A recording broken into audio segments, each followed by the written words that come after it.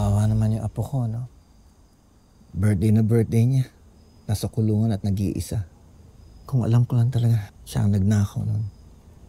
Inako ko na lang sana. Para hindi siya nag-iisa dun. Ako rin tayo, hindi ko rin naman maubos. Isipin na. Gagawin niya yun eh. Pero alam niyo, naging proud ako sa ginawa niyang yun. Totoo. Pero hindi ko na lang pinakita at sinabi sa mga kaibigan niya. Sa harap nila kanina. Baka sabihin kinukonsinti ko.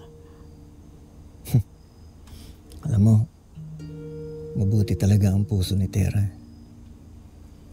Kahit siya mapahamak, gagawin niya pa rin para makatulong sa iba.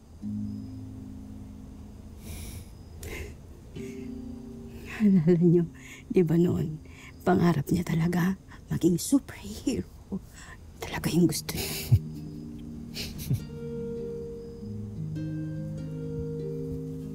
Malalagpasan natin to. Tayo pa ba? Kayang-kaya.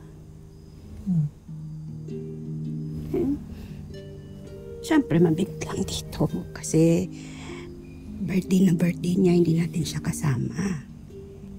Siguro, ganito rin yung nararamdaman ng totoo niyang ina. Kung talagang nangungulila ang ina niya, ba't di siya bumalik? Alam mo, kung nasaan man siya naroroon ngayon, paano niya kaya natitiis ang anak niya?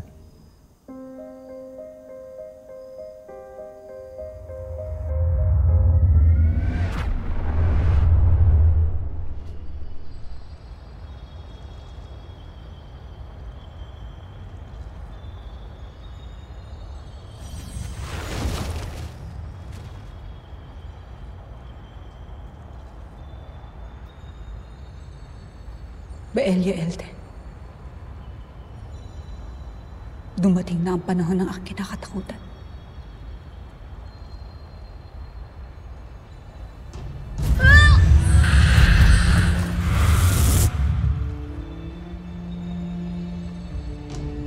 Patawaran mo ako, aking anak.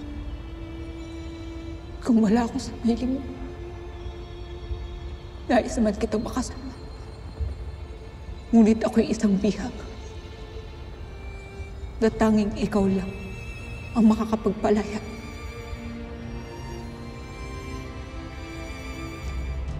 Labis ang aking pananabik na mahagkan kita, aking anak.